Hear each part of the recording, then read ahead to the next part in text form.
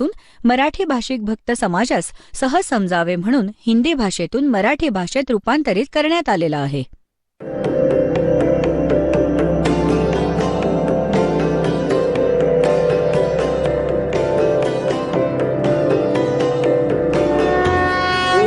सब ज्ञानडी कबीर ज्ञान सो ज्ञान और जैसे घोड़ा तोब कायम करता चले मैदान. जगद्गुरु तत्वदर्शी संत रामपालजी महाराजांचे अमृत वचन सर्व पवित्र धर्मांच्या व पवित्र शास्त्रांच्या आधारावर. आपल्या मुलीला म्हणजे त्यांच्या जावयाला त्यांची जवळजवळ 2500 बिघा, जसे राजस्थानात बिघा असतो तर 2500 बिघा पहिले बिघेच होते इथे, पण नंतर हे झाले इथे एकर. तर 2500 बिघा जमीन होती. इतके मोठे शेतकरी होते. आजच्या 1400च्या जवळ, पावणे 1400च्या जवळ एकर जमीन होते त्या 2500 बिघ्यांची. तर सर्व संपत्तीचे वारस मग गरीबदासजीच होते. 10 वर्षांचे बालक होते. त्यांचे वडील म्हणजे आजोबा तोपर्यंत तिथे बरोबरच होते. तर त्यांच्याकडे जवळजवळ 150 गायी होत्या. गायरान, कारण की त्यांची शेतं खूप मोठी होती, गायी ठेवत होते. गरीबदासजी त्या गायींना राखायला जात होते चारण्यासाठी जंगलात. त्यांच्याबरोबर अन्य गावातले काही त्यांचे शेतकऱ्यांकडे जे भाड्यावर गुराखी होत असत आणि काही अन्य गाववाले पण आपल्या गायींना त्यांच्या शेतात चारण्यासाठी बरोबर जात असत. संवत 1784 म्हणजे सन 1727 आणि फाल्गुन उतरती द्वादशी म्हणजे फाल्गुन शुद्ध द्वादशीला दिवसाच्या जवळजवळ 10 वाजता सगळ्या गायी चरत होत्या. काही बसल्या होत्या झाडाखाली. जांडी त्या साईडमध्ये जसे राजस्थानात जांड होतात ना, जांडिया, अशी स्थिती होती त्या क्षेत्राची त्यावेळी, जे आज खूपशा क्षेत्रात राजस्थानात. तर जिथे जांडी जास्त असायची त्या जांडींच्या जवळ बसली होती. आणि एक रस्ता आहे, गाव कबलाना आहे, छुडाणीच्या सीमेलगत. गाव कबलानापासून गाव छुडाणीपर्यंत कच्चा रस्ता येत होता. त्या कच्च्या रस्त्यावर एक मोठे झाड होते जांडीचे. त्याच्या खाली सगळे गुराखी बसले होते, इन्क्लुडिंग गरीबदासजी. आणि ते भोजन करत होते. आपले 10 वाजता भोजन घेत होते. त्याच वेळी परमात्मा सतलोकातून आले कबीरदेव एका जिंदा महात्म्याची वेशभूषा बनवून. कलियुगात ते ज्यांना भेटले आहेत जिंदा, जसे जिंदा महात्मा कसा असतो, मुसलमानात विशेष करून या वेशभूषेचे फकीर आढळतात. डोक्यावर काळा टोप असतो, उंच निमुळता गोंड्यासहित असा उभा, आणि एकच ओव्हरकोट असतो काळ्या कापडाचा, काळ्या रंगाचा. ओव्हरकोट टाईप एक वस्त्र नेसतात आणि एक अंडरवेअर विजार गुडघ्यापर्यंतची. अशा वेशभूषवाल्याला जिंदा महात्मा म्हणतात. दाढी केस वाढलेले असतात त्याचे. या वेशभूषेत परमात्मा थोड्याशा दूरवर सतलोकातून येऊन उतरले आणि त्या कच्च्या रस्त्यावरून जात होते. बाजूला सोबत गुराखी बसले होते. गरीबदासजी पण बसले होते. त्या गुराख्यांमध्ये मोठे पण होते, कोणी 40 वर्षांचे, कोणी 30 वर्षांचे, कोणी 10-15 वर्षांचे, कोणी 50 वर्षांचे. वृद्ध पण होते, प्रौढ पण होते. तर त्यात एक विशेषता होती, रस्त्यावर चालणाऱ्या साधू संतांचा आदर तर होताच होता, सामान्य व्यक्तीला पण विशेष रिगार्ड देत असत आणि प्रार्थना करत असत. या भोजन घ्या, दुरून चालत आला आहात, पायी चालत आहात, या महाराज बसा, भोजन घ्या. उभा राहिला एखादा भक्त आणि हात जोडले. परमात्मा आलेच यासाठी होते, बसले त्यांच्याजवळ. तेव्हा म्हटले की भोजन घ्या. परमात्म्याने म्हटले, कबीर परमेश्वराने, त्या परमक्षर ब्रह्मने, की बाबा भोजन तर मी करून आलोय माझ्या गावातून. गुराख्यांनी विचारले, तुमचं गाव कुठे महाराज? तुमचा निवास कुठे आहे? की माझा निवास सतलोकात आहे. सतलोक नाव आहे माझ्या निवासाचं. आता त्यांनी विचार केला, असेल कोणतं तरी गाव, सतलोक नाव असेल त्याचं. तर महाराजजी भोजन घ्या. परमात्मा म्हणाले, भोजन नाही करणार, पोट भरून जेवण करून आलोय. दूध तर प्यावंच लागेल तुम्हाला. आमच्याकडे अशा गायी आहेत, आत्ता 5 मिनिटामध्ये दूध काढून देतो, अशा शांत गायी पण आहेत. तर परमात्मा म्हणाले, बाबा जर दूध प्यायला देत आहात तर कुमारी गायीचं दूध पितो मी. तर सगळे म्हणू लागले, बाबाजी तुझी दूध पिण्याची नियत नाहीये, तुम्ही तर चेष्टा करत आहात, उपहास करत आहात आमचा. तुम्हाला दूध प्यायचंच नाहीये.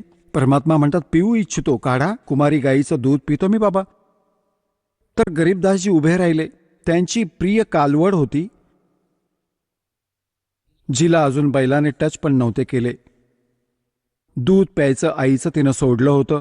जवळजवळ 1 वर्षाचं वासरू गाय होती, 1 वर्षाची, 1.5 वर्षाची. तिच्या गळ्यात दोरी बांधली होती, तिला आणले पकडून आणि म्हटले, बघा महाराजजी, हिला वासरू तर नाहीये, दूध कसं देईल? परमात्मा म्हणाले, एखादं भांडं आणा, ज्यात दूध काढू, ही दूध देईल बाबा. आता तिथे एक मातीचं भांडं होतं, जसं पाणी प्यायला किंवा लस्सी प्यायला घेऊन जात असत, त्याला साफ करून ठेवलेलं होतं. तर त्याला म्हणाले की हे बघा ठेवलं भांडं.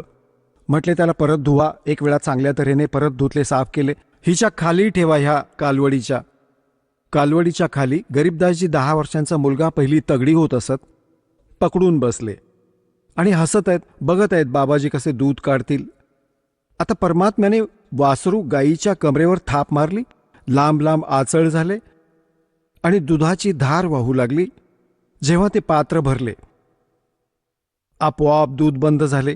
गरीबदासजी आश्चर्यचकित की बाबाजी मोठे शक्तिवान आहेत, आता घ्या महाराजजी, मग प्या, तुम्हीच काढलेत. काही दूध परमात्म्याने प्यायले. मग गुराखी उपस्थित होते, छोटे मोठे जितके होते, ते त्यांना म्हणाले, घ्या बाळांनो, प्या, हे दूध इथले नाहीये, माझ्या निवासाहून आले, सतलोकातून, अमृत आहे, हे प्या. ते गुराखी जे मोठे होते, समजदार मानत होते आपल्याला, ते म्हणू लागले, आम्ही नाही पिणार, जादू मंतरचे दूध आणि कुमारी गाईचे पाप लागेल आम्हाला. आणि तू उष्टे केलेस, काय माहीत तू कोणत्या जातीचा आहेस. ते तर उठून निघून गेले. म्हणतात, सकल पदार्थ जगमाही कर्महीन नर पावत नाही. गरीबदासजी म्हणाले, द्या महाराजजी, तुमचं उष्ट अमृत मला कधी मिळेल. पुण्यात्म्यांनो, हा आहे तो पुण्यात्मा ज्यांच्यासाठी भगवान भटकत असतात. जे दृढ भक्त असतात त्यांचा स्वभाव वेगळा असतो, त्यांची लक्षणं वेगळी असतात. तर लगेच घटघट जितकं प्यायचं होतं तितकं प्यायलं व बाकीचं ठेवून दिलं. तर परमात्म्याने त्यांना ज्ञान समजावलं, सर्व कहाणी ऐकवली. मग मुलाला परमात्मा, तर त्या परमात्म्याला म्हटले मुलाने की भगवान, तुम्ही असे स्थान सांगत आहात, कारण की तिथे तर सर्व दुःखच दुःख होतं. जसं राजस्थान वाळवंट असं ते क्षेत्र होतं, ना कोणतं कालव्याचं साधन होतं, त्यावेळी दुःखच दुःख होते तिथे. कधी दुष्काळ पडत होता. तर परमात्म्याने सांगितले की माझे जे निवास आहे बेटा, तिथे अशी दुधाची नदी वाहते, तुपाची सरोवरेच सरोवरे आहेत, आणि तिथे काजू, किशमिश, सफरचंद, संत्रे, सदाबहार वृक्ष आहेत. तिथे कशाचा अभाव नाहीये. खूप सुंदर लोक आहे. आता बालक होता, प्रबळ इच्छा झाली की भगवान, काय तो लोक मी बघू शकतो का? परमात्मा म्हणाले, असे नाही बघू शकत, पहिले तुला मंत्र घ्यायला लागेल, माझा शिष्य बनायला लागेल, तेव्हा तू त्यात प्रवेश करू शकतोस. म्हणाले, मग बनवा. कसे बनवाल मला शिष्य? परमात्म्याने प्रथम मंत्र दिला आणि सांगितले, बाळा, आता तुला सतलोकात घेऊन जातो, माझे निवासस्थान दाखवून आणतो. त्याच्या आत्म्याला काढले, वरती घेऊन गेले, ब्रह्मा विष्णू महेशचे लोक दाखवले, धर्मराजाचा लोक दाखवला, जिथे बसून तो सगळ्यांचा न्याय करतो. 21 ब्रह्मांड काळाचे दाखवले, काळाची ती तप्तशिला दाखवली, जिथे 1,00,000 मानव शरीरधारी प्राण्यांना हा इथला भगवान भाजून खातो, ज्याच्यासाठी तुम्हाला इथे पाळून ठेवले आहे, थांबवून ठेवले आहे, फसवून ठेवले आहे, मूर्ख बनवून ठेवले आहे. आणि त्या काळाच्या डोक्यावर पाय ठेवून परमात्मा त्याला वर घेऊन गेले. क्षरपुरुष, अक्षरपुरुषाचा लोक दाखवला, त्या परब्रह्मचे 21 ब्रह्मांड दाखवले. मग वर आपल्या सतलोकात 12वे द्वार पार करून सतलोकात पोहोचले गरीबदासजींना घेऊन. आता इथे काय लीला केली दात्याने? तिथे परमात्मा अन्य रूपात त्याच चेहऱ्याने एक अन्य रूप सिंहासनावर विराजमान आहेत. डोक्यावर मुकुट आहे, जसा राजा घालतो. खूपच सुंदर मुकुट पांढऱ्या रंगाचा. वरती एक छत्र आहे, खूप सुंदर पांढऱ्या रंगाचे. खूप सुंदर सिंहासन, ज्यात हिरे मोती आणि लाल लावलेले होते. पांढऱ्या रंगाचे तो बसला आहे भगवान.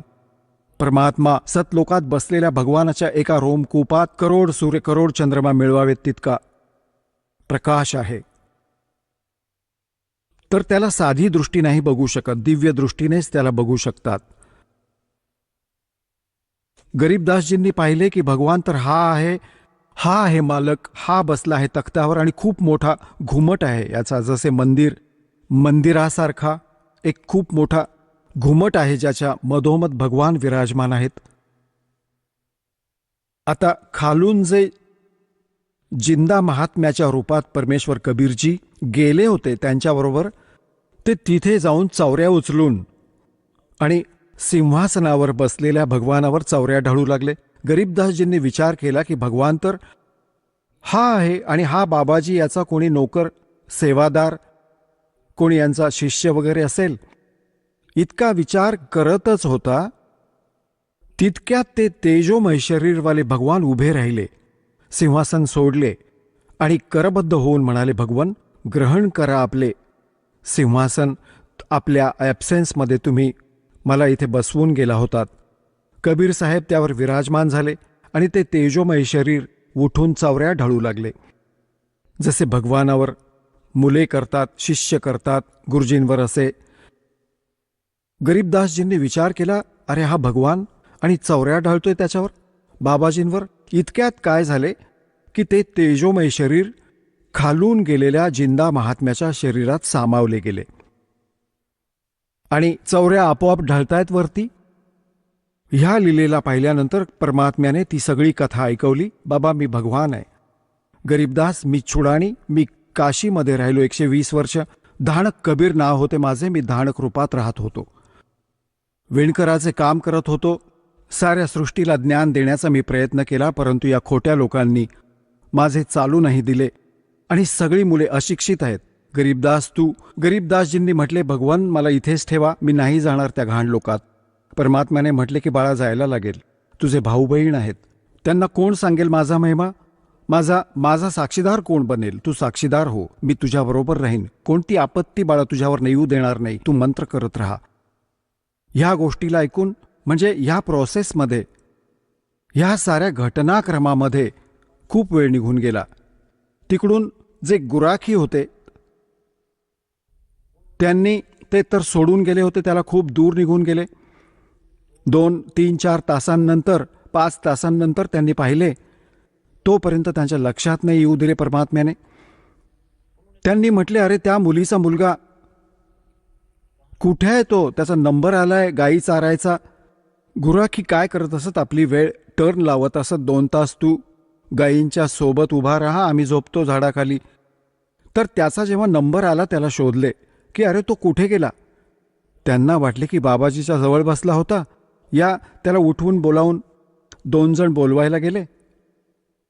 ते शरीर असे बसले आहे आरामात आणि ते हाका मारत आहेत, अरे गरीबू. गरीबदास नाव होते महापुरुषाचे. गावात नाव बिघडवत असत, मग गरीबू म्हणत असत. गरीबू म्हणू लागले, अरे गरीबू ये, तुझा नंबर आला गाई चारायचा. जवळ येऊन म्हणू लागले, अरे भगतजी उभा राहा. त्यांना वाटले समाधी लावून बसलाय हा. आणि तो बसला, शरीर टिकले होते त्याचे. पकडून हलवू लागले, ए भगतजी उभा राहा. ते पडले तर डोळे उघडे होते, श्वास नाही. ते तर एकदम आश्चर्यचकित झाले. हाका मारल्या दुसऱ्या बरोबरच्यांना की गरीबू मेला, पळत या. त्यांनी सांगितले की जा गावात सांगा, सर्व कथा ऐकवा की एका बाबाजींनी जंतर मंतरचे दूध पाजले, त्यामुळे मेला तो. आता गावात पळत गेले. माता पित्यांचा एकटा पुत्र, तो पण 12 वर्ष लग्न झाल्यावर झाला होता लग्नानंतर. आणि त्याचा मृत्यू ऐकून दोघे अचेत झाले, बेशुद्ध झाले, चक्कर येऊन पडले. मग गावातले अन्य लोक, त्याचे आजोबा, बरोबर अजून पण बरेचसे ज्याने पण ऐकले ते जाऊ लागले शेताकडे. तिथून मुलाचे शव उचलून आणले. संध्याकाळ झाली. चितेवर ठेवले अंतिम संस्कार करण्यासाठी. तेव्हा परमात्म्याने म्हटले, बाळा लवकर जा, नाहीतर ते खराब करतील तुझ्या शरीराला.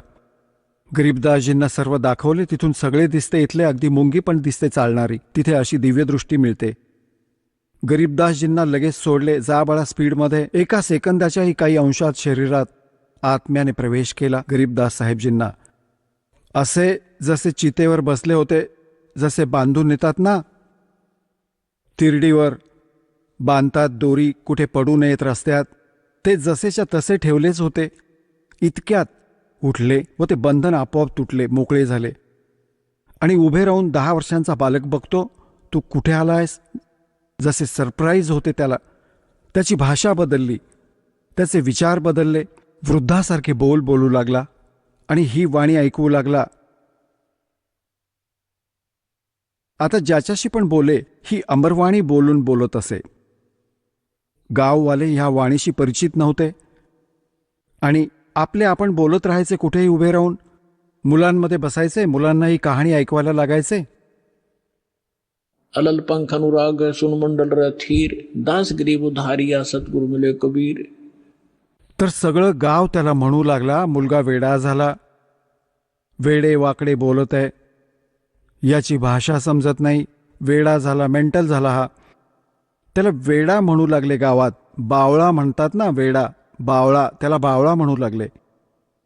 बावळा नाव ठेवले त्या परमात्म्याच्या प्रिय आत्म्याचे.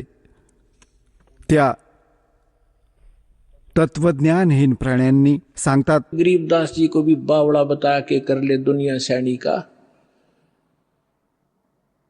आता जेव्हा गरीबदासजी 13 वर्षांचे झाले तेव्हा त्यांना हा संतोष झाला आई वडिलांना आणि गाववाल्यांना की बाबा काही हरकत नाही, वेडा तर झालाच आहे हा, तरी पण त्याची आई ही मुलगी आपल्या या वेड्याला बघून त्याच्याबरोबर आपल्या जीवनात संतोष मानेल की ही मरणार नाही याच्या वियोगाने.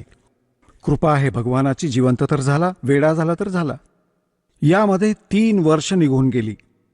एक दादूपंथी, दादू जसे पण आपले महात्मा दादूजींचा उल्लेख केला दासाने की त्यांना पण भगवान भेटले होते. कबीर साहेब 7 वर्ष वय असताना, 7 वर्षांचे बालक होते तेव्हा ते. आणि त्यांना पण असे वनात, जसे गावाबाहेर थोडेसे जंगल असायचे, म्हणजे थोडे जंगल असायचे, त्याला वन म्हणायचे. तिथे मुलांबरोबर खेळत होता परमात्मा. जिंदा महात्म्याच्या रूपात आले. त्यांच्याशी पण ही चर्चा केली. आता परमात्म्याने आपल्या तांब्यात सतलोकातून अमृत आणले होते, ते ठेवले होते.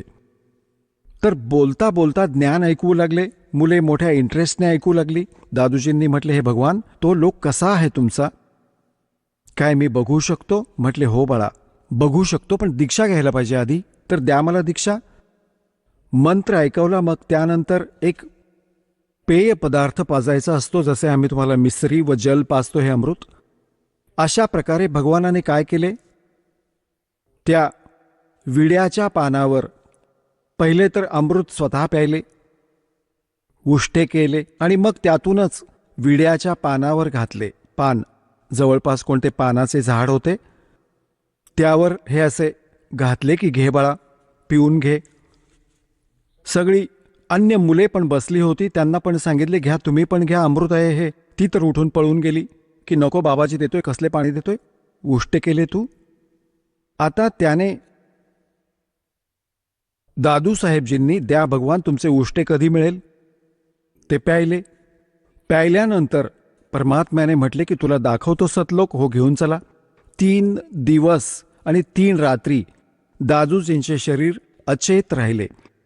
श्वास संपले नव्हते, परंतु कोमामध्ये, आजकाल कोमामध्ये म्हणतात त्याला, आणि आत्म्याला घेऊन गेले परमात्मावरती. जशी गरीबदासजींच्या बरोबर लीला केली होती तशीच केली. आणि 3 दिवसांपर्यंत नातेवाईक गोळा झाले. ना मुलगा मरत आहे ना जगत आहे, हाहाकार माजलाय.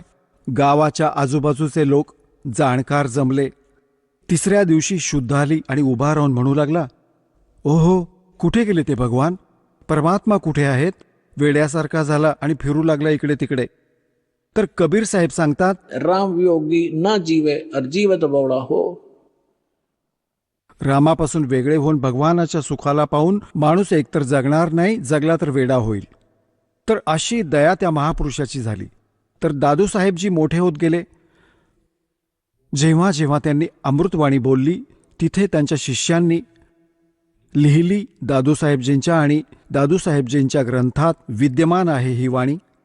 आता दादूजी काय सांगतात, थोडीशी महिमा परमात्म्याची दादूजींच्या शब्दात ऐकवतो. पुण्यात्म्यांनो,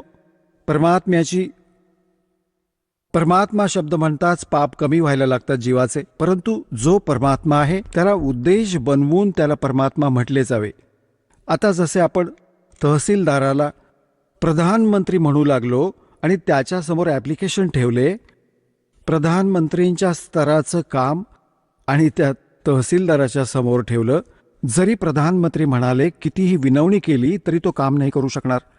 तर प्रधानमंत्र्यांचाच उद्देश घेऊन त्याच्यासमोर अर्ज ठेवू, तेव्हा ते काम होईल. आता काय सांगतात दादूसाहेबजींनी कसे गुण गायले आहेत. जो जो शरण कबीर के वो तिर्गे अंत अपारे. दादू गुण के ता कहूँ भाई कहत न आवे वार. कहत न पावे पार. कबीर करता आप है दूजा ना कोई. दादू पूर्ण जगत को भक्ति दृढ़ावत सोए. ठिका पूरा होए जब सब कोई तजे शरीर. दादू काल पकड़े नहीं जपे जो नाम कबीर. आदमी की आयु घटे तब जम घेरे आए. स्मरण किया कबीर का दादू लिया बचाए. मेट दिए अपराध सब आए मिले छन माही.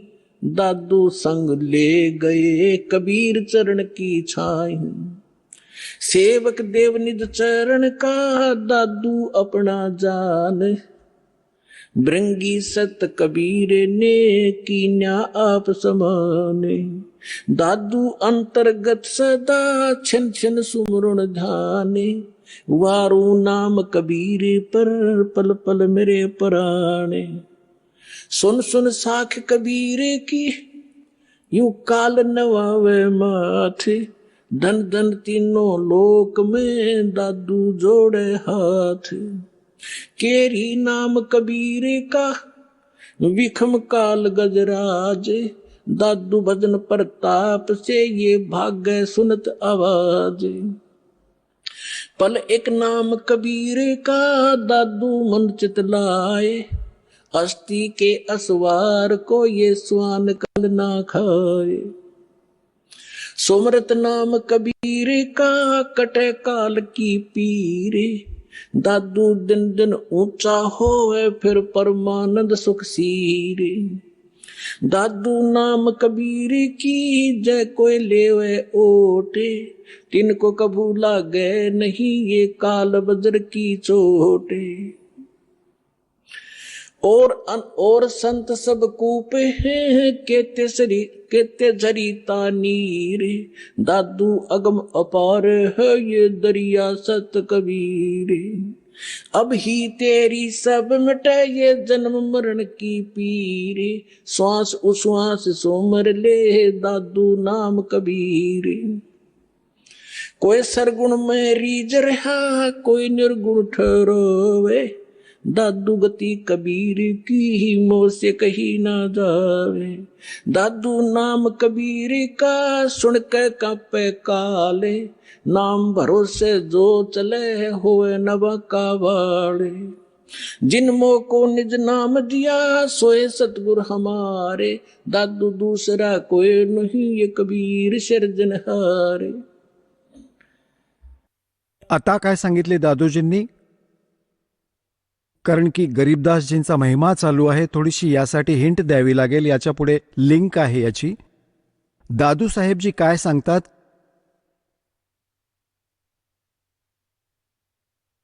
की सुन सुन साख कबीर की, साख म्हणजे महिमा, परमात्म्याचे सामर्थ्य. ऐक ऐक जसे जसे परमात्म्याचा महिमा जिथे चालू आहे, तर काळ पण डोकं ठेवेल, कारण तो तर समर्थ आहे. हा काळ इथला भगवान जो आहे, जो भगवानाचा महिमा कुठे होत असेल, सच्चाई सत महिमा ऐकवला जातो, तर काळ पण नाक रगडेल, डोकं टेकवेल की भगवान तर समर्थच आहे. तो कबीर तर पूर्ण परमात्मा आहे. तो सुन सुन साख कबीर की, काल नेवावे माथ, झुकवेल डोकं. और धन हो तीनों लोक में दादू जोड़े हाथ. मग बघा कशी तुलना केली आहे. केरी नाम कबीर का और विखम काल गजराज, दादू भजन प्रताप से यू भाग्य सुनत आवाज. आता 21 ब्रह्मांडांचा स्वामी आहे. श्रीमद भगवत गीता अध्याय नंबर 15च्या श्लोक नंबर 18 गीता ज्ञानदाता हा ब्रह्म आहे, काळ आहे. हा स्वतः म्हणतो की माझ्या अंतर्गत जितके पण प्राणी आहेत त्यापेक्षा मी उत्तम आहे, श्रेष्ठ आहे, त्यापेक्षा तगडा आहे मी. त्यामुळे मी लोकवेदाच्या आधाराने पुरुषोत्तम प्रसिद्ध होत आहे. मी कारण की जितके पण याच्या अंतर्गत प्राणी आहेत काळाचे, हा त्यांच्याहून तगडा आहे. हा 1000 कलांचा ब्रह्मा विष्णू महेश, हे विष्णूजी 16 कलांचे, आणि हा 4 भुजांचा, तो 1000 भुजांचा. म्हणजे यांच्यात इथल्या प्राण्यात ब्रह्मा विष्णू महेश आमच्यापेक्षा सगळ्यात तगडे शक्तिशाली आहेत. यापेक्षाही तो कितीतरी पट शक्तिशाली आहे. तर ही कोणती छोटी शक्ती नाहीये. सांगायचा भाव हा आहे. तर इथे दादूजी सांगू इच्छितात की केरी नाम कबीर का, केरी म्हणजे बब्बर शेर, आणि बब्बर शेर कुठे डरकाळी फोडत असेल आणि हत्ती आसपास फिरत असेल, हत्ती इतका भयभीत होतो, लीद करतो, तो मल विसर्जित करतो, एकदम इतका घाबरतो, तो पळून जायचा विचार करतो, कसा जीव वाचेल माझा. तर इथे सांगायचा भाव हा आहे की हत्ती कोणी छोटा प्राणी नाहीये, इतर प्राण्यांपेक्षा तगडा आहे. परंतु त्या बब्बर शेरच्या पुढे तो पण फेल आहे. त्यासमोर त्याचे कोणते अस्तित्व नाहीये. दादू साहेबजी हे सांगू इच्छितात की केरी नाम कबीर है. परमात्म्याचा जो सतमंत्र आहे, आणि कबीर साहेबांना असे समजा जसे बब्बर शेर आहेत, आणि काळ पण छोटा नाहीये. विषम काल गजराज, गजराज म्हणजे हत्तींचा राजा, हत्तीतला पण तगडा हत्ती समजा. परंतु दादू भजन प्रताप से ये भाग्य सुनत आवाज. नामाचे सुमरण, जे सतनाम आपल्याला दिले जाईल ते रामाचे नाम आहे. राम राम कोणता मंत्र नाहीये. रामाचे नाम म्हणजे ज्याने तो राम प्राप्त होईल ते नाम, ते 2 अक्षरांचे आहे. सतनाम ज्यात ओम मंत्र आहे, एक तुम्हाला गुप्त आहे, तत्शब्द तो दिला जातो. पुढे काय सांगतात? पल एक नाम कबीर का, जी परमेश्वर कबीरजींनी जी सत्साधना सांगितली आहे, ती एक क्षण पण जर ज्यांनी सत्साधनेची भक्ती करून ठेवली असेल, पल एक नाम कबीर का, दादू मन चित लावे, अस्थि के असवार को स्वान काल नहीं खावे. आता बघा, या महापुरुषांच्या वाणीला समजणे कोणत्या बालकाच्या क्षमतेची गोष्ट नाहीये. हे महापुरुष शेखी मिरवीत दादूपंथी, कबीरपंथी, गरीबदासपंथी, कोणाला कख माहिती नाही यांच्या वाणीचं, हे समजू नाही शकले यांना. आता इथे कसे पहिले तर तुलना केली की परमात्म्याला तर केरी बब्बर शेर समजा, आणि हत्ती पण छोटा नाहीये, परंतु याच्या समोर हत्तीचे कोणतेच अस्तित्व नाहीये बब्बर शेरच्या समोर. तर आपले समर्थ भगवान इतके शक्तिशाली आहेत या काळाच्या तुलनेत. आता पुढे काय सांगतात की तुम्ही ज्यांनी कबीर परमात्म्याची शरण घेतली, तुम्ही बसलात हत्तीवर. आणि या काळाला म्हणत आहेत, काळाला समजा डॉग, कुत्रा. हत्तीवर बसलेल्या व्यक्तीला हा कुत्रा त्रास नाही देऊ शकत कोणत्याही परिस्थितीत. जर हत्तीवर बसून राहिलात आणि खाली उतरलात तर लचके तोडेल तो. जर परमात्म्याची शरण सोडली तर काळ तर खाईलच खाईल. तो तर तयार बसलाय, जसे हत्तीवर मनुष्य बसला आहे आणि कुत्रे भुंकत राहतात. कारण की हे सांगू इच्छितात दादूसाहेबजी, तुम्ही भगवानाला शरण आल्यानंतर या काळाच्या रीचपासून पोहोचण्यापासून इतके बाहेर होत जातात, जसे की काळाला समजा एक मग कुत्रा, तुम्ही बसलात हत्तीवर, हे तुम्हाला कोणत्याही प्रकारे त्रास नाही देऊ शकत, जवळ पण नाही येऊ शकत. इतके तुम्ही इतके सुरक्षित व्हाल या कबीर भगवानाच्या शरणात. तर इथे काय सांगतात, पल एक नाम कबीर का दादू मन चित लावे, हस्ती के असवार को स्वान काल नहीं खावे. श्वान म्हणजे कुत्रा, हस्ती म्हणजे हत्ती, वर बसलेल्या व्यक्तीला जसा कुत्रा त्रास नाही देऊ शकत, कबीर परमेश्वराला शरण आल्यानंतर तुम्हाला हा काळ कोणते दुःख नाही देऊ शकत. सुमरत नाम कबीर का कटे काल की पीरे, दादू दिन दिन ऊंचा होवे फिर परमानंद सुखशीर. कबीर साहेबांचे नाम ज्याला मिळाले आणि मर्यादेने चालत राहिला, दररोज अन्य व्यक्तींपेक्षा उजळत जाईल भक्तीने, हळूहळू वेगळे होऊन जातील. काही दिवसात समाजापासून वेगळे घर होईल तुमचे, आणि मग परमानंद सुखशीर. परमानंद, परम आनंद. जसे गीता अध्याय नंबर 18 श्लोक नंबर 62 मध्ये सांगितलं की अर्जुन, तू सर्व भावाने त्या परमेश्वराला शरण जा, ज्याच्या कृपेनेच तू परम शांती म्हणजे परमानंदाला प्राप्त होशील आणि त्या शाश्वत स्थानाला प्राप्त होशील. तर इथे दादूसाहेबजी तेच सांगत आहेत के सुमरत नाम कबीर का कटे काल की पीर, दादू दिन दिन ऊंचा होवे फिर परमानंद सुखशीर.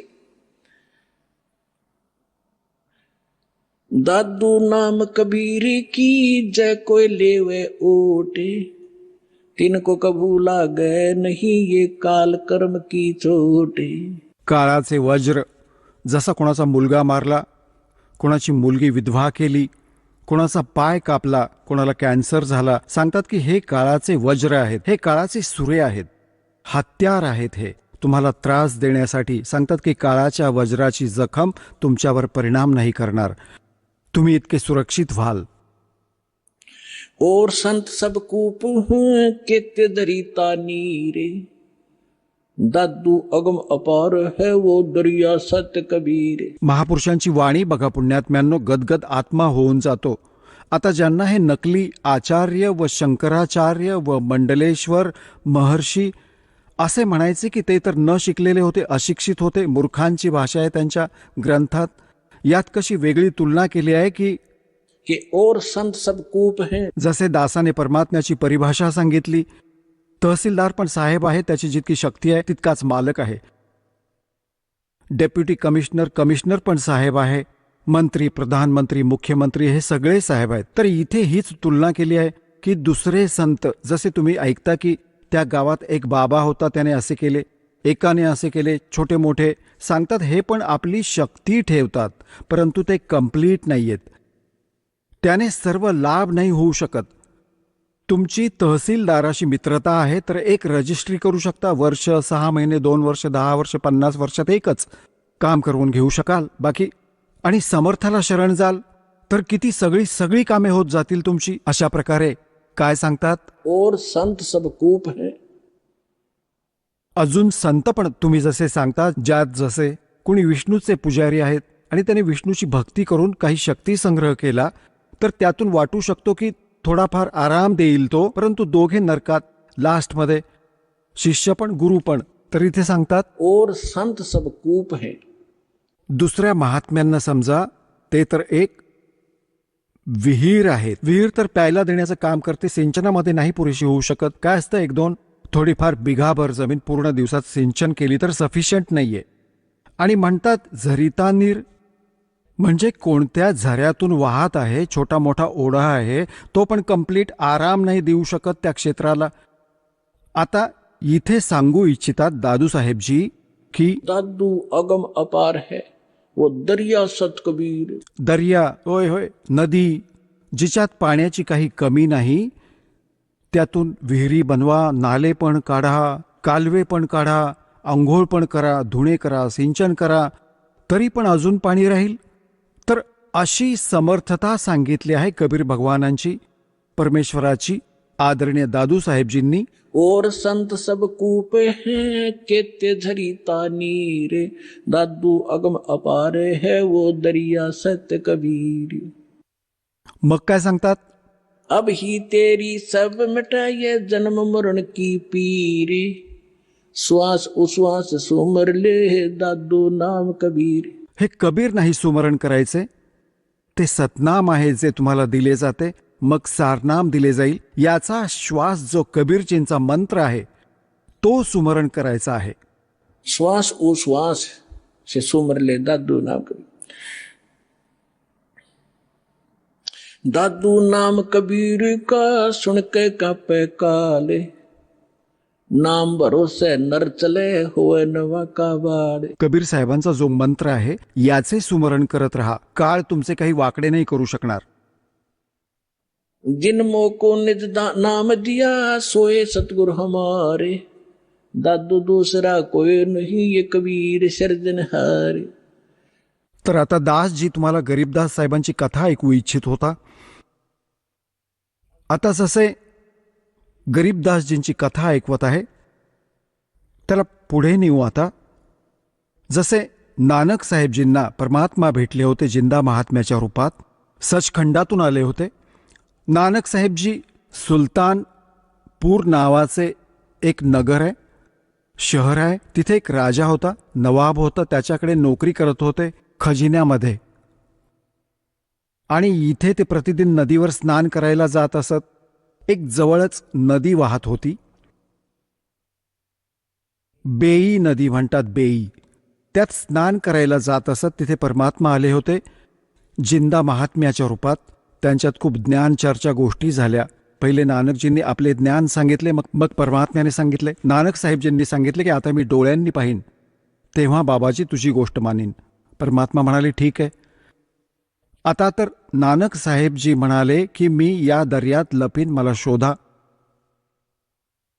परमात्म्याने डुबकी मारली, लगेच परमात्म्याने मारली. त्यांनी त्यांच्या शरीराला अंतर्धान करून अप्पर स्ट्रीममध्ये घेऊन गेले जिथून पाणी येत होते. तिथे उपस्थित लोकांनी पाहिले की नानकजी मेले, बुडून उडी मारली होती, बाहेर नाही आले. आणि ते शरीर ठेवले अप्पर स्ट्रीम जिथून पाणी येत होते तिथे, जिथे कोणाचे लक्ष नाही जाणार असे 2-3 किलोमीटर अंतरावर जाऊन शरीर सुरक्षित ठेवले एका स्थानावर. आत्म्याला सचखंडात घेऊन गेले. मग सारे काही सांगितले की मी काशीत राहतो बाळा, तिथे सतनाम देईन तुला. तर नानकजी तिसऱ्या दिवशी परत आले होते. दर्याच्या किनाऱ्यावर फिरताना दिसले. मग पहिली यात्रा त्यांनी बनारसची केली होती की शोधीन, जाऊन तर बघतो तिथे भगवान आणि धानक रूपात कसा असू शकेल. काही पटले, काही नाही पटले. मग समोर जाऊन पाहिले, तेच ते रूप जिंदा महात्म्यावाले. हा बसलाय भगवान धानक रूपात, विणकर रूपात. हाई सूरत लोग की वेश ए ठगवाड़ा ठगी देश खरा सियाणा बहुता बारी धानक रूप रहा करता. आता आम्ही गरीबदासजींची कथा ऐकवतो. तर काय झाले, 3 वर्षांच्या नंतर मुलाला कोणते काही सगळे झाडफूक केले, माहीत नाही कुठे कुठे घेऊन गेले. वैद्यांना दाखवले, सगळ्यांनी भूत प्रेताची बाधा सांगितली. सगळे फेल झाले. मग थकून गेले. 3 वर्षात काही परिणाम नाही झाला. एक दिवस कोणी दादूपंथी, एक गोपालदास नावाचा लालाजी होता आणि तो घर सोडून संन्यासी झाला होता. मुलाबाळांवर आपली जबाबदारी सोपवून आणि लाल कपडे घातले होते. दादूपंथाकडून दीक्षित होता. तो कोणत्या भक्ताकडे येत असायचा, त्याचा शिष्य होता छुडाणीमध्ये. जेव्हा तो आला 2-3 वर्षांनंतर, जसे काही वर्षांनी चक्कर मारत असायचा, तर त्या भक्त गाववाल्याने म्हटले, महाराजजी, आमच्या एका मुलीचा मुलगा असे असे एका संताने कुमारी गाईचे दूध पाजले होते, ते जंतर मंतरचे, आणि त्याच्यावर जंतर मंतर केले, तो तर मृत्यूला प्राप्त झाला होता. ऐकले भगवानाने, त्याचे श्वास बाकी होते, वाचला. आता तो वेडा झाला. आणि म्हटले जाते की संतांच्या विद्येला संतच तोडू शकतो. जर तुम्ही काही दया कराल तर मुलाला बोलावू. दादूपंथी गोपालदासजींनी म्हटले की बोलवा. हे झाडफूक करणारे शिकतात थोडेफार उदरनिर्वाहासाठी, जितकेही हे संत बनले. तर बोलवा, मी आत्ता करतो. ठीक. आता त्याने जाऊन त्या चौधरी साहेबांना म्हटले, त्यांच्या आजोबांना, शिवलालजी नाव होते, शिवलाल, की शिवलालजी, आमच्याकडे एक महात्मा येतात, खूप पोहोचलेले आहेत आणि ते म्हणतात मुलाला दाखवा. मी ठीक करीन. 5-7 अजून म्हातारे बुजुर्ग त्याच्याबरोबर गरीबदास 13 वर्षांच्या मुलाला घेऊन उभे केले. जेव्हा दादूपंथी त्या गोपालदासने विचारले, बाळा कोण होता ज्याने तुझ्या जीवनाचा नाश केला, तुला बर्बाद केले, तर गरीबदासजी सांगू लागले की त्याने बर्बाद नाही, मला आबाद केले.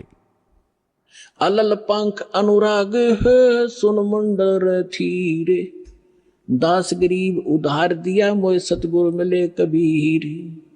हम सुल्तानी नानक तारे, दादू को उपदेश दिया, जात जुलाहा भेद न पाया, वो काशी माहे कबीर हुआ.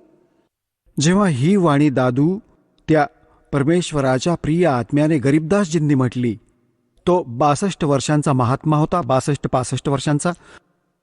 दादूपंथी गोपालदास, त्याचे शरीर, डोळे भरून आले त्याचे आणि रोम रोम उभे राहिले. तर इतकी गोड भाषा बोलली याने आणि बावळा म्हणते दुनिया, अरे तुझा गजब आहे. तेव्हा त्याला खूप अर्ध्या तासापर्यंत गरीबदासजी ती वाणी बोलत राहिले, जी भगवानाशी परिचित होऊन त्याने दैवी ख्याल विशाल सतगुरु अचल दिगंबर थीर है दास, असे सारे काही बोलले. तेव्हा तो 62-65 वर्षांचा माणूस उभा राहिला, महात्मा, ज्याची ती लोक पूजा करत होते. हात जोडून म्हणू लागला, महाराजजी तुम्ही वाणी लिहून ठेवा, सगळीच्या सगळी, जीवांचा उद्धार होईल कलियुगात. परमात्मा गरीबदासजींना हेच हवे होते की कोणत्याही प्रकारे लिहिणारा मिळेल मला, परंतु हा उद्या पळून जाईल, 2 दिवसात थोडेफार लिहून, मला तर खूप काही लिहून घ्यायचंय. त्याला दृढ करण्यासाठी उठून चालू लागले गरीबदासजी आणि त्यांच्याशी बोलले नाहीत. मग आता त्या लोकांनी विचार केला की हा 65 वर्षांचा माणूस एका 13 वर्षाच्या मुलासमोर हात जोडून बसला. त्यांनी हा विचार केला, यात तर मोठे संकट आहे. बाबाजींनाही निष्प्रभ केले याने, म्हणजे की कोणते मोठे भूत प्रेत आहे या गरीबदासजीमध्ये.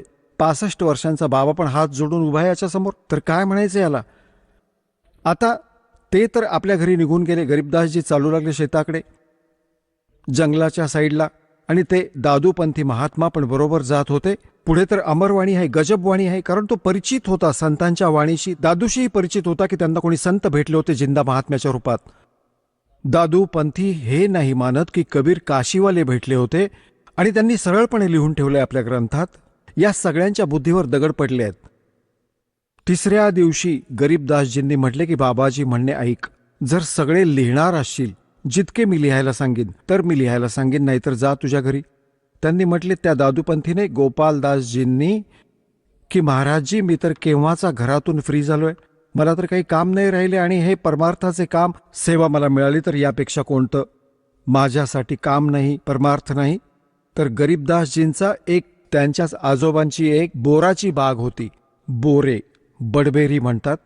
त्यात एक जांडीचे झाड होते खूप मोठे. त्या जांडीच्या झाडाच्या खाली गरीबदासजी आणि ते दोघे गोपालदासजी बसत असत. गोपालदासजी व्यापारी होता, त्याला लिहायला येत होते, तो लिहित होता, गरीबदासजी बोलत होते. 6 महिन्यामध्ये ही वाणी पूर्ण झाली, जी आज दासाकडे उपलब्ध आहे, जे आपल्यासमोर अमृत पसरवत आहे. तर या सगळ्या गोष्टीतून हे सिद्ध झाले की आपले सद्ग्रंथ सांगतात आणि डोळ्यांनी बघितलेला संत सांगतो की धाणक रूप रहा करतार अनंत कोट. गरीबदासजींनी सांगितले, अनंत कोट ब्रह्मांडे का एक रति नहीं भारे, सतगुरु पुरुष कबीर है ये कुल के सर्जनहारे. तर आजचा जो विषय होता की परमात्मा कोण आहे, कसा आहे, कोणी पाहिला आहे, हा सत्संग पूर्ण झाला.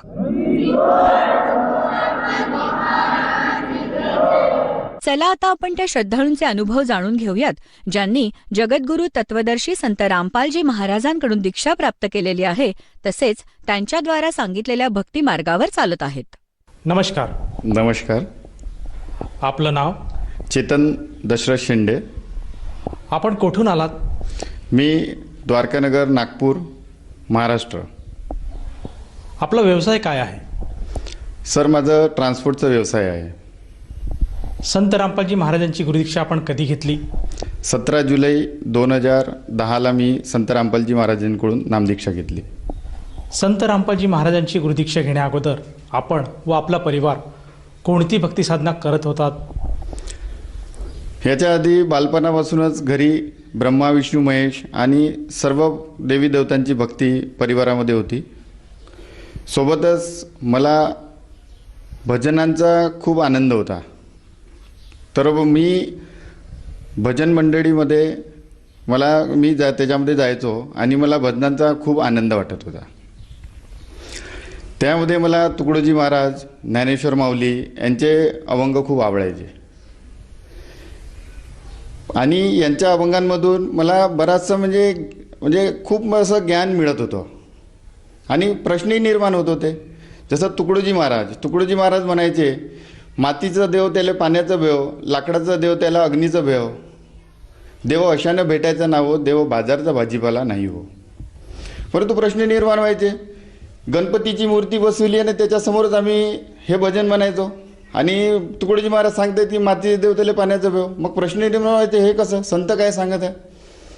पुन्हा संतांनी हे सांगितलं की एक तर भक्तीविना उद्धार नाही जीवाचा, म्हणजे भक्ती करावंच लागेल, त्यावेळेस त्या जीवाचा उद्धार नाही. पुन्हा यांनी आपल्या अभंगांमध्ये सांगितलं की ऐसा करावा सद्गुरुरा, जेथे वसेल शुद्ध भाव, जो करील पार नाव सतशिष्याची. म्हणजे एवढं कळलेलं होतं की बिना गुरुशिवाय वास्तविक भक्ती मिळू शकत नाही. मग त्याच्यानंतर एवढं ठरलं की गुरु करायचं. मग मनात ठाणलं की नाही, आपण हे गुरु करायला पाहिजे.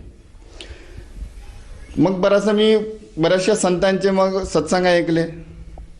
आसाराम बापूचे पण मला सत्संग चांगले वाटत होते.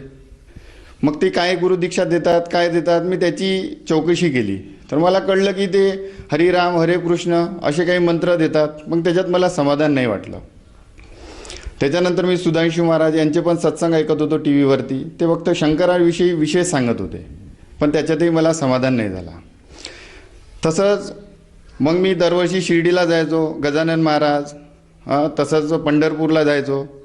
आणि या सगळ्या करत असताना मला खऱ्या गुरुची शोध होती की तो खरा गुरु मला कुठे मिळेल, कसा मिळेल. ज्ञानेश्वर माऊलींच्याही हरिपाठांमध्ये काही असे प्रश्न निर्माण व्हायचे. हरिपाठ म्हणायचो, त्याच्यामध्ये पण त्यांनी म्हटलेलं आहे, अजपा जाप जपणे उलट प्राणाचा, तेथेही मनाचा निर्धार असे. मी बऱ्याचशा लोकांना विचारतो, हा अजपा जाप काय आहे? तर तेही मला सांगायचे की अजपा जाप वगैरे असं काही नाही. तुम्ही जर तोंडाने नाही म्हटलं मंत्र आणि आपल्या बिना जिवेनं म्हटलं की तो अजपा जाप होऊन जातो. म्हटलं आहे काय ते? रामकृष्ण हरी हे जो मंत्र आहे म्हणे, हा तुम्ही बिना जीवानी म्हटलं तरी तो अजपा जाप होतो. पण ते मला समाधान नाही वाटलं, कारण ते वस्तुस्थिती होती नाही. मग असं शोधता मी बरेचसे गुरु करायचा या उद्देशाने सगळीकडे शोध घेतला, परंतु प्रत्येक ठिकाणी मला निराशा भेटत गेली. मग मनामध्ये असं वाटलं की परमेश्वरा, जर या विश्वामध्ये जर तू आहे, तू या विश्वाला पूर्ण बनवलेला आहे, तर माझी एक प्रार्थना आहे तुला की खरा जो सद्गुरू आहे तो मला भेटला पाहिजे आणि तोच तू शोधून देशील. आणि जोपर्यंत मला तो सद्गुरू मिळणार नाही तोपर्यंत मी तुझ्या कोणत्याच यात्रेला येणार नाही, कधी शिर्डीला जाणार नाही, हे मी नाम ठाम ठरवून ठेवलं होतं. सर, जसं तुम्ही सांगत आहात की पूर्वीपासूनच तुम्ही भक्ती मार्गात होतात, तुम्हाला भजनाची आवड होती, कीर्तनाची आवड होती आणि परमेश्वर प्राप्तीसाठी जे जे मार्ग अवलंबायला पाहिजे ते मार्ग तुम्ही अवलंबित होते. परंतु असं असतानाही तुम्हाला परमेश्वर मिळाला नाही. तर मला असं विचारायचं आहे की जी परमेश्वराची तुमची शोध मोहीम होती ती कशा स्वरूपात पूर्ण झाली आणि आपल्याला परमेश्वर कोठे मिळाला? तेच मी ठरवलं होतं की जोपर्यंत मला आता सद्गुरू मिळणार नाही, मी कुठलीही साधना करणार नाही, कुठेही मंदिरात जाणार नाही, हे मी ठरवलेलं होतं. पण तेवढ्यातच काय झालं, माझे जे मित्र होते जे मला हमेशा सोबत न्यायचे, कधी शिर्डीला न्यायचे, कधी अमरनाथला सुद्धा न्यायचे, तर एकदा त्यांनी काय झालं, तेवढ्यातच माझ्या संकल्प घेण्याचा काही दिवसाआधी त्यांनी रिझर्वेशन केलेलं होतं अमरनाथचं. आणि तो मला म्हणाला की अमरनाथचं रिझर्वेशन झालेलं आहे, आपल्याला चालायचं आहे. मी त्यालाही सांगितलं की नाही बाबा, मी आता कुठं जाणार नाही जोपर्यंत मला सद्गुरू मिळणार. तर त्यांनी मला प्रार्थना केली, नाही बाबा म्हणे रिझर्वेशन झालेलं आहे, चल, होऊ शकते तिकडे मिळेल तुला सद्गुरू. मग मलाही असं वाटलं की होऊ शकते, परमात्माचा काही संदेश असेल. तर मी पुन्हा एक संकल्प केला की परमेश्वरा मी आता येतो आहे, एकतर ही माझ्या जीवनाची अंतिम यात्रा असेल, नाहीतर मला घरी वापस यायचा आधी मला सद्गुरू मिळाला पाहिजे. या आशेनं मग मी घरून अमरनाथ यात्रेला निघालो. अमरनाथ यात्रेला गेल्यानंतर अमरनाथमध्ये बर्फाची शिवलिंग तयार होते, त्याला बाबा बर्फानी सुद्धा म्हणतात. त्या शिवलिंगासमोर मी त्या परमेश्वराला हेच मागितलं की जर तुझ्यामध्ये काहीतरी भक्त म्हणजे इथं काहीतरी श्रद्धापोटी एवढे भगत लोक येतात तर काहीतरी असेल बा, है ना. म्हणून माझं तुला एवढंच मागणं आहे परमेश्वरा की मला तो सद्गुरू मिळाला पाहिजे. मला धन नको, मला बाकी सुख नको, बाकी काही नको होय, मला तो खरा सद्गुरू मिळाला पाहिजे जो मला खऱ्या परमेश्वरापर्यंत पोहोचवून देईल. मी एवढीच मागणी तिथं केली. त्याच्यानंतर मग मी तिथून वैष्णोदेवीला आलो. वैष्णोदेवीलाही मी तिथेच मागितलं की माते एवढे श्रद्धेपोटी एवढे भगतजन तुझ्यापर्यंत येतात आणि तू त्यांचं जे काही कल्याण करतेस, तर माझी तुला एकच मागणी आहे की मला खरा सद्गुरू मिळाला पाहिजे. आणि मी हे प्रण करूनच घरून आलेलो आहे आणि घरी जाण्याच्या आधी मला सद्गुरू मिळाला पाहिजे, बस माझीवरती एवढी दया कर. एवढं झाल्यानंतर मग आमची ट्रेन होती वापसीची, तर मी त्या ट्रेनमध्ये आम्ही वापस निघालो आणि ती ट्रेन जम्मू काश्मीरवरून जम्मूनंतर मग ती दिल्लीला आली. दिल्लीला अर्धा तास ती थांबलेली होती ट्रेन. तर दुपारची वेळ होती, मी निवांत आपल्या बर्थवरती बसलेलो होतो. तर मी काय आश्चर्य बघितलं की 16 वर्षाचा कन्या, म्हणजे एवढं साध्या होत्या की त्यांचं काही मेकअप नव्हतं आणि पांढरे वस्त्र धारण केले होते आणि त्यांच्याकडे बघितलं तर असं वाटत होतं की हे करोडपती घरच्या मुली आहेत आणि करोडपती घरच्या मुली काहीतरी विकत आहे बघ. खूप आश्चर्य वाटलं मला आणि पहिली गोष्ट विश्वासही बसत नव्हता की अशा मुली राहू शकतात, कारण पांढरी साडी, पांढरी चप्पल आणि कसल्याही पद्धतीचा मेकअप नाही. मला आश्चर्य वाटलं आणि ते काहीतरी विकत आहे. तर मी नंतर आपल्याच बर्थवर मी बसलो आणि मला वाटले माझ्याच दिशेने येत आहेत, तर बघू काय विकत आहे. नंतर ते माझ्याजवळ आले आणि त्यांच्या हातामध्ये एक पुस्तक होती. त्या पुस्तकीचं नाव होतं भक्ती सौदागर को संदेश. तर मी ते पुस्तक घेतली आणि त्याच्यातलं एक पहिलाच पान उघडून बघितला. तर मी त्याच्यावरती कबीरांची एक वाणी वाचली. ते लिहिलं होतं, पाप पुण्य तो जाल बनाया खानेवाला एक काल. तुम्हाला असं वाटलं का नाही हे काहीतरी विशेष पुस्तक आहे. तर मी ते पुस्तकीची किंमत विचारली तर फक्त 10 रुपये. मी माझ्या पर्समधून 10 रुपये काढायला गेलो तर माझ्याकडे चिल्लर नव्हते. तर माझ्या ज्या मित्रांनी रिझर्वेशन काढलं होतं मी त्याच्याकडून ते 10 रुपये घेतले आणि त्यांना दिले. आणि एवढं झाल्यानंतर मी त्याचं मेनू पेज वाचायला बसलो. तर मी मेनू पेज वाचलं, त्याच्यात मी बघितलं की हम आत्मा ये कालजाल में कैसी फंसी, सृष्टि की रचना कैसी हुई, सृष्टी रचना के प्रमाण अथर्ववेद, सृष्टी रचना के प्रमाण ऋग्वेद. मला असं वाटलं की हेच तर ज्ञान आपल्याला हवं आहे. तर मग असं आश्चर्य वाटलं की हे होऊ शकतं काहीतरी गुरुचा हा संदेश आहे. ज्या गोष्टीसाठी आपण घरून निघालो होतो ती गोष्ट आपल्याला मिळलेली आहे. तर मला असं वाटलं की आता त्वरित त्या मुलींना विचारायचं आणि इथंच उतरून आपल्याला त्या गुरु महाराजाकडे जायचं. तर मी मेनू पेज वाचायला खूप झालं तर 1 मिनिटं लागला असेल आणि 1 मिनिटामध्ये ते माझ्या बुगीतून दुसऱ्या बुगीत त्या मुली गेल्या असतील. मी नंतर त्यांच्या मागं गेलो तर मी बघितलं की मी त्याला ते दिसल्या नाही. म्हटलं खाली प्लॅटफॉर्मवर उतरले असतील, तिथेही ते दिसले नाही. मला आश्चर्य वाटलं. मला वाटलं की माझ्या व्यतिरिक्त कोणी पुस्तक तिथे घेतली असेल, तर माझ्या व्यतिरिक्त तिथं त्या ट्रेनमध्ये कोणी पुस्तकही घेतलेली नव्हती. मग म्हटलं ठीक आहे, मी आपल्या बर्थवरती बसलो आणि पुस्तक वाचायला मी सुरुवात केली. पुस्तक वाचले तर मला खूप आश्चर्य वाटलं. हे काय, ब्रह्मा विष्णू महेशाच्या वरती कोणीतरी ब्रह्म आहे, ब्रह्माच्या वरती परब्रह्म, त्याच्यावरती पूर्ण ब्रह्म. हे जेव्हा सत्य मी बघितलं मला खूप आश्चर्य वाटलं आणि थोडासा अविश्वासारखंही वाटत होता. असं कसं असू शकते? एवढ्या वर्षापासून आपल्याला जे साधना सांगण्यात आलेली आहे ती आपण करतो आणि हे काही वेगळंच ज्ञान आपल्याला इथं मिळत आहे. पण नंतर तिथे जे प्रमाण होते ते गीतेचे प्रमाण, त्यामुळे विश्वासही वाटत होतं. कबीर साहेबांची वाणीचं प्रमाण होतं, आणखी विश्वास वाटत होता.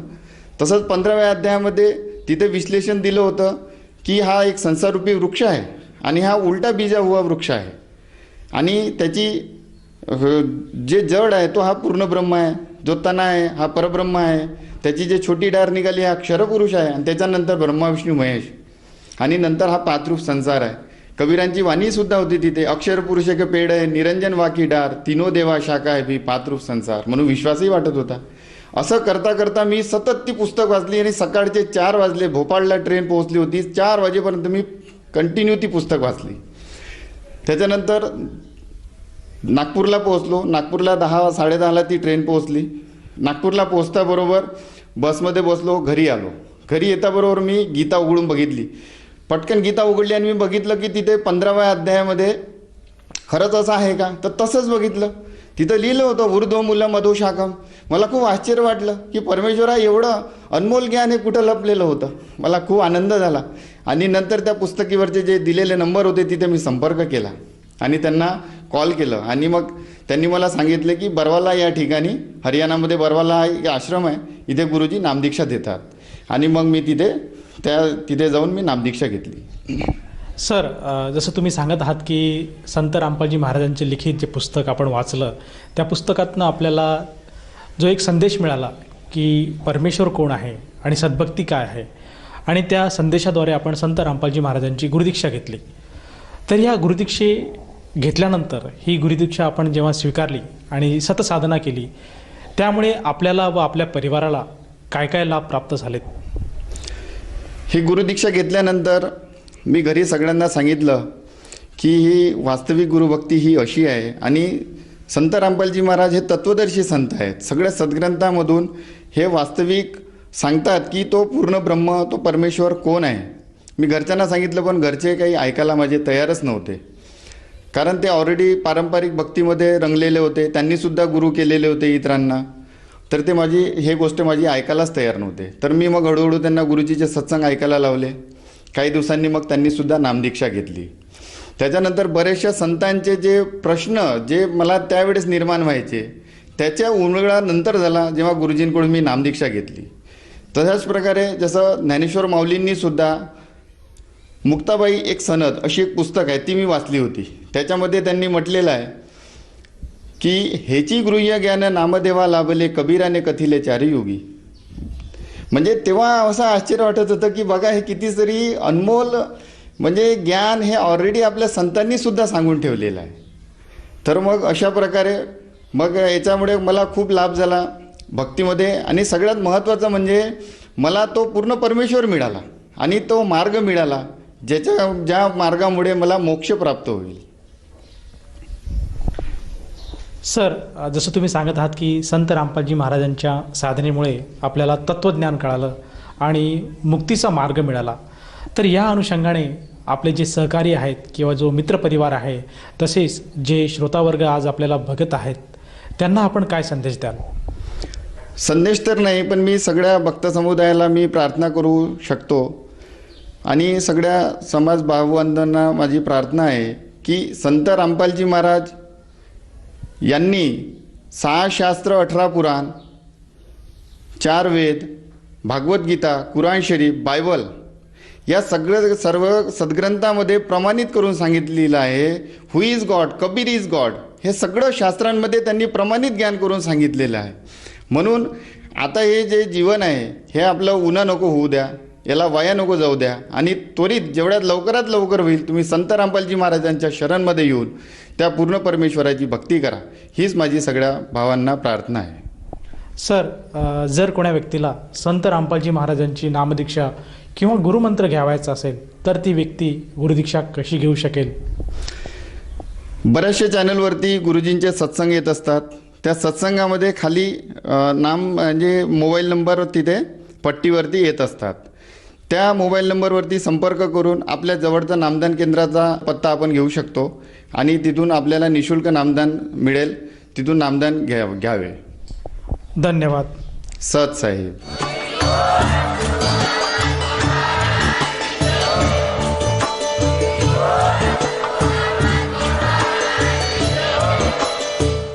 आपण ऐकत होता जगद्गुरु तत्वदर्शी संत रामपालजी महाराजांचे मंगल प्रवचन.